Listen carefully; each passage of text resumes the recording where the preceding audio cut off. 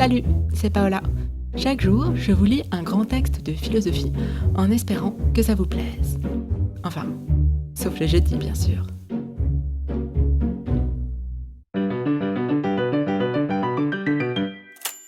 Semaine 3, au travail. Aujourd'hui, lundi, diviser pour régner.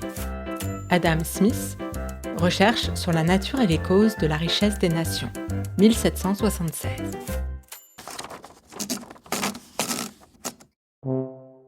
La philo dans le texte, une production, Je discute.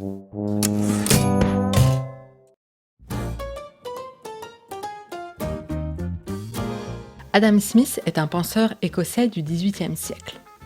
Professeur de philosophie morale, il est considéré comme le fondateur de la science économique. Son principal ouvrage, Recherche sur la nature et les causes de la richesse des nations, est publié en 1776. Il y déploie une analyse du fonctionnement économique des sociétés et définit les principes qui, selon lui, permettent d'accroître aussi bien les richesses du peuple que celles de l'État. Dans le livre premier de cet ouvrage, Adam Smith s'intéresse à la productivité du travail et aux causes qui ont permis de la perfectionner, au premier rang desquelles la division du travail, dont il va illustrer la puissance à partir de l'exemple devenu célèbre d'une manufacture d'épingles.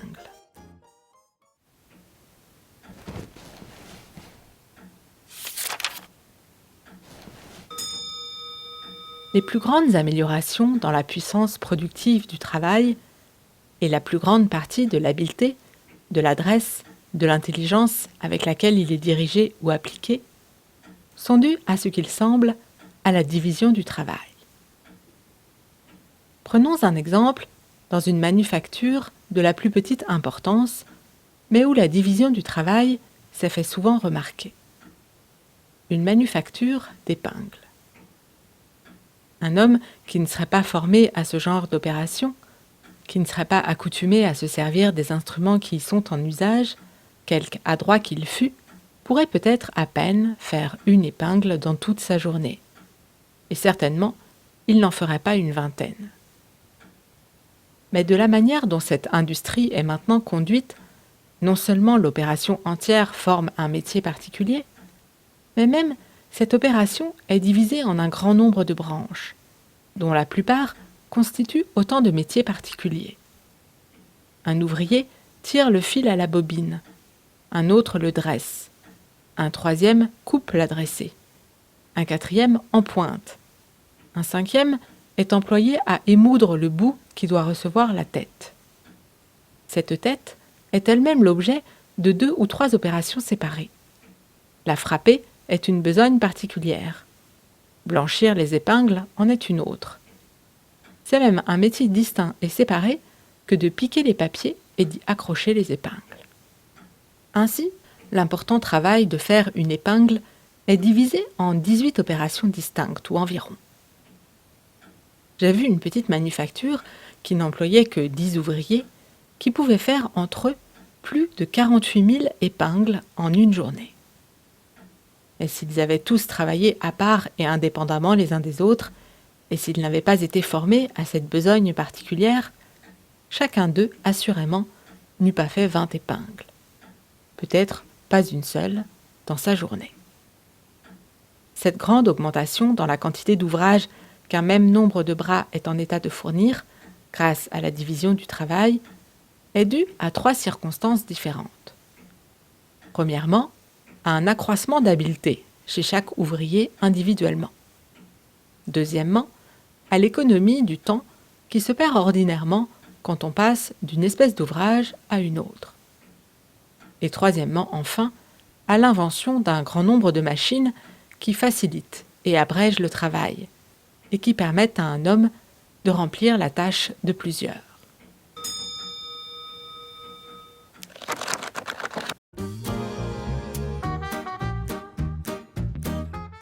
Cette division du travail, qui ne concerne pas uniquement le milieu industriel, mais aussi le champ scientifique, permet d'augmenter considérablement les connaissances et l'habileté humaine. Mais si cette division du travail a été possible, c'est parce que les hommes, contrairement aux animaux, ont la faculté d'échanger. Quand ils ne peuvent subvenir à leurs propres besoins, ils ne sont donc pas obligés de s'en remettre à la bienveillance d'autrui et peuvent passer des contrats en affirmant « Donnez-moi ce dont j'ai besoin et vous aurez de moi ce dont vous avez besoin vous-même ». Comme le dit Adam Smith dans une expression célèbre, ce n'est pas de la bienveillance du boucher, du marchand de bière et du boulanger que nous attendons notre dîner, mais bien du soin qu'ils apportent à leurs intérêts. Les produits du travail de chacun acquièrent ainsi, en plus de leur valeur d'usage, une valeur d'échange. Ils permettent d'acheter d'autres biens, c'est-à-dire d'acheter le travail d'autrui.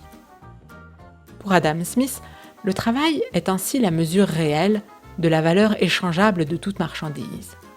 Comme il dit, le travail a été le premier prix, la monnaie payée pour l'achat primitif de toute chose. Ce n'est point avec de l'or ou de l'argent, c'est avec du travail que toutes les richesses du monde ont été achetées originairement. Mais dans les sociétés évoluées, où la division du travail s'est perfectionnée et organisée au sein de manufactures, le prix des marchandises n'est plus constitué uniquement du travail nécessaire à leur production. Il faut y ajouter le profit que souhaitent faire ceux qui, bien que ne travaillant pas eux-mêmes, ont investi l'argent nécessaire à l'achat des outils de production et au paiement des salaires des ouvriers.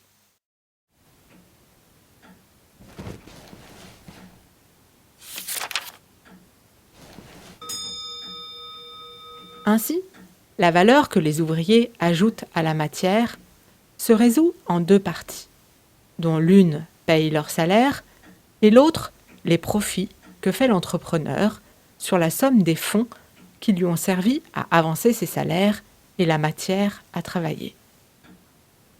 L'entrepreneur n'aurait pas d'intérêt à employer ses ouvriers s'il n'attendait pas de la vente de leur ouvrage quelque chose de plus que le remplacement de son capital.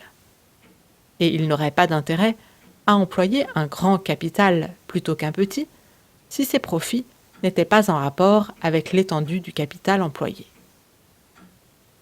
Les profits, dira-t-on peut-être, ne sont autre chose qu'un nom différent donné au salaire d'une espèce particulière de travail, le travail d'inspection et de direction.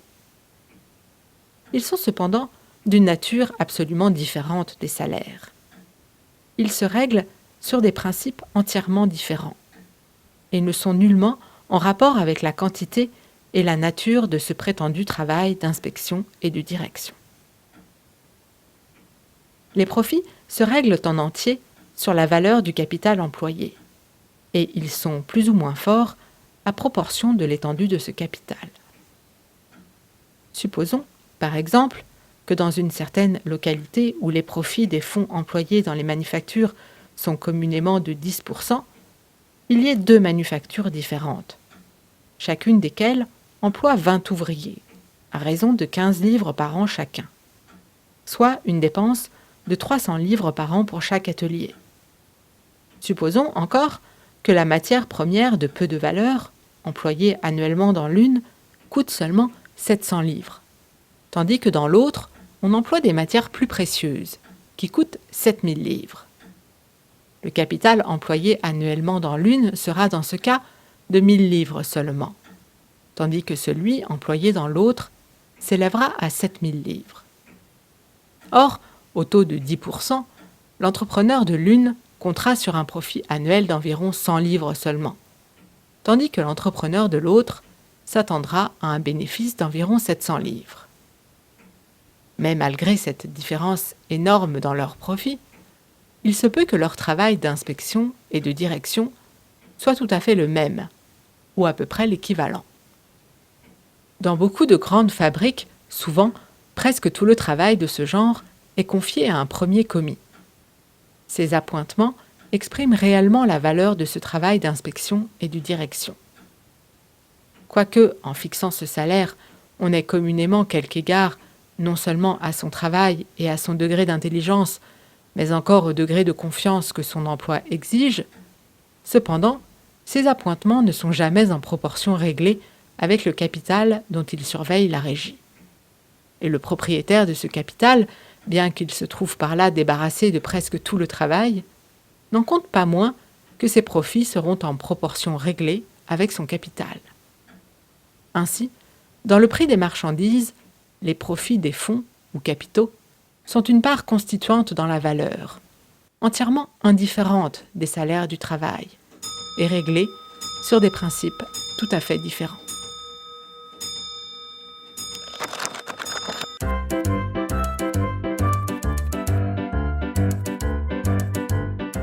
C'était Adam Smith, Recherche sur la nature et les causes de la richesse des nations, 1776.